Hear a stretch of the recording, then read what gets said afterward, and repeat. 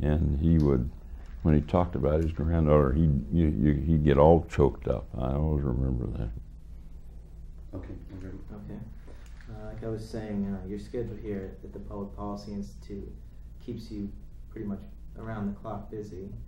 How do you keep up a level of intensity? Another thing that people say to me is that you know, you always give a response. You always try to give a response to people, no matter how small or you know, how much time you spent with a person. How do you keep up that level of intensity? Well, I enjoy keeping busy, and I enjoy helping people. And so there are people who call. I had a couple of phone calls today from people who wanted help on some personal problem. And I don't know that I'm going to be able to help them, but I called the one person to set up an appointment for her to see a person who really can be of help. Now, whether he will be of help to her, I don't know. But at least she is going to have a little better chance of getting something done. Let's talk about the Cairo, everything that went down in Cairo. If you could just sort of tell that story on how you got involved, how the information came to you, and you know, I imagine it must have been kind of scary to go down there sometimes. Well, Cairo, Illinois is a small town. I think the population today is about 5,000, probably was about 8,000 then. And I was lieutenant governor, and the publisher of the newspaper down there called me. They had had some violence, one person killed and quite a few injured. And he called me and he said, I've called the governor's office and I called the attorney general. I can't get anybody to come down here to do anything. He said, this town is going to blow up and we're going to have all kinds of people killed. So I went down there. The state police advised me against going down, and the nearest thing when I went down there to anything I've experienced was when I was a presidential candidate and the Secret Service was around me when we would, just on a few rare occasions, got threats. But I never felt physically threatened, but it was a town that was deeply divided. The first meeting I called the clergy, black and white, to sit down together and meet with me. First time the clergy, black and white, had sat down and talked to one another. So it was a town that really had problems and still has some problems, but they have overcome at least a good portion of the deep-seated racial animosities that were then part of the community. What was your role in bringing people together and trying to calm it down? Yes, we simply had to find out what the root problems were. And I remember visiting Pyramid Quartz, which is the public housing area there, which is 99% black. And people there told me that members of the White Citizens Council, they called themselves the White Hats, which were headed by the local state's attorney of all things.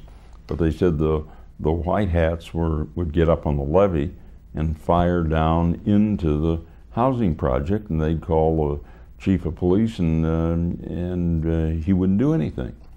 So I went and visited the chief of police, and I told him what they told me, and the chief of police told me, he says, I can't send my men in there. He said it wouldn't be safe. I'll never forget that. One of my first recommendations was fire the chief of police. But you had the police department with no blacks on it, town 40% black. You had fire department with no blacks. You had one African American working for the water department. You know, clearly they needed to integrate the services. So I made a whole series of recommendations that that didn't bring sweetness and light overnight to the city, but diffused some of the bitter hatred and started moving things in a more constructive direction. Talk about the ovation, or the silent ovation that you received in court from the protesters. Well, a number of the protesters were elected and were in court in Springfield, Illinois, I forget the numbers of them, but you know, it was something like 20 or 25, and I went in there to testify in behalf. I went in there to testify in behalf of them, explaining the situation. And one of those things I will never forget, I walked into court, and you know, they obviously in court they couldn't applaud or something, but they all stood up as a kind of a token of respect. One of those little things that you never forget. What was going on through your mind when that happened?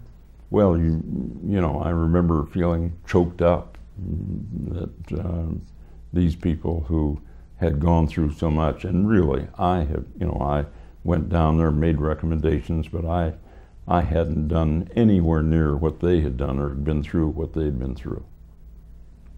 Beyond the simple intensity or gravity of a serious situation like that, you know, you said the state police didn't want you to go down.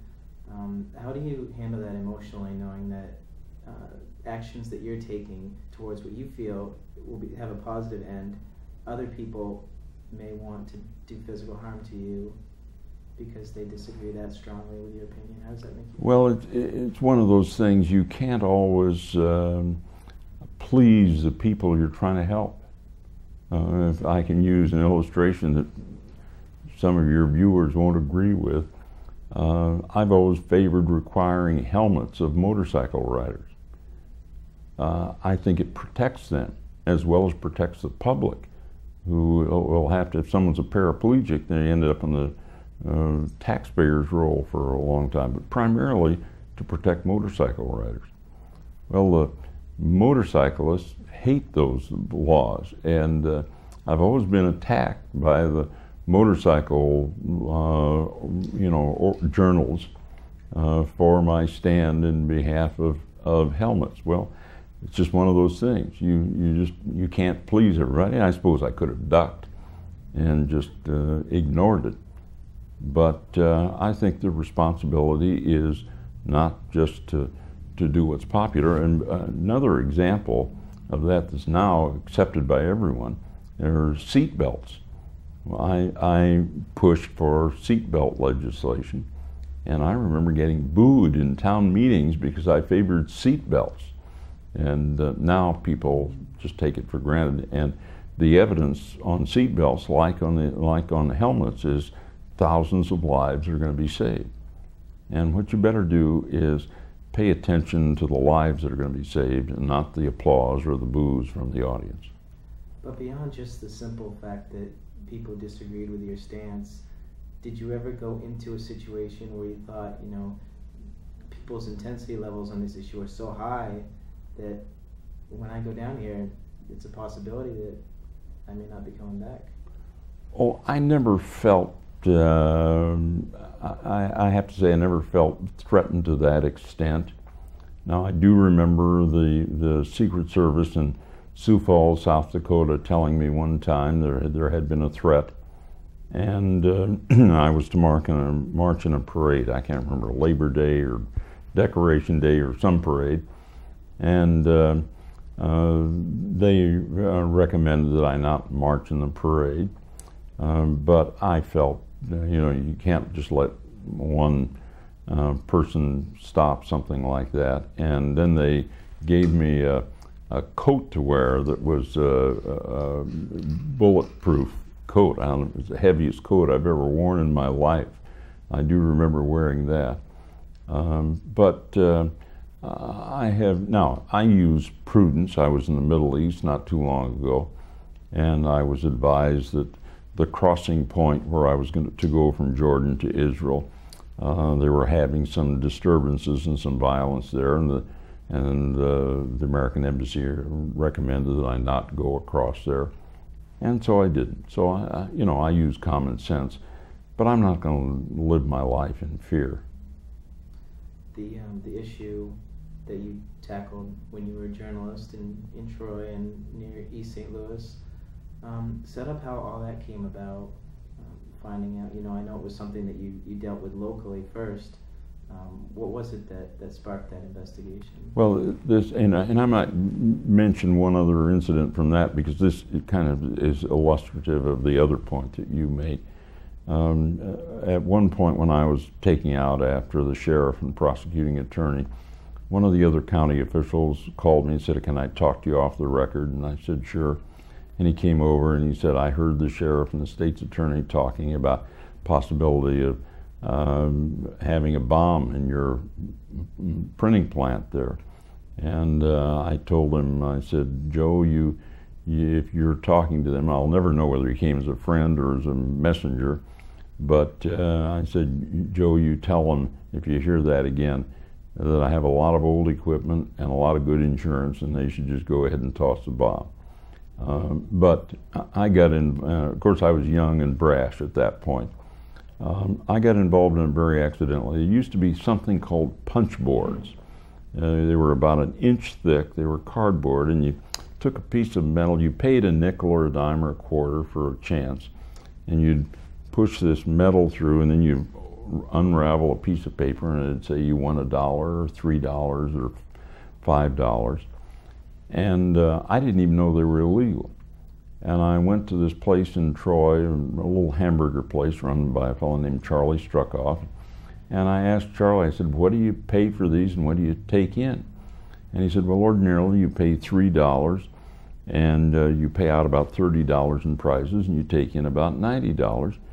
But," he said, "unless you buy them from a fellow named Carl Davis, someone from the sheriff's office comes around and tells you punch boards are illegal, and you have to pay Carl Davis $30 instead of $3.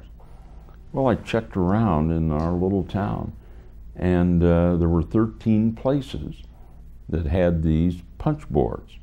And I asked the owners what you paid, and most of them were afraid to talk to me because I was in the newspaper business, and they'd say they couldn't remember who they bought it from or anything. And then I contacted the sheriff's office, and he wouldn't comment.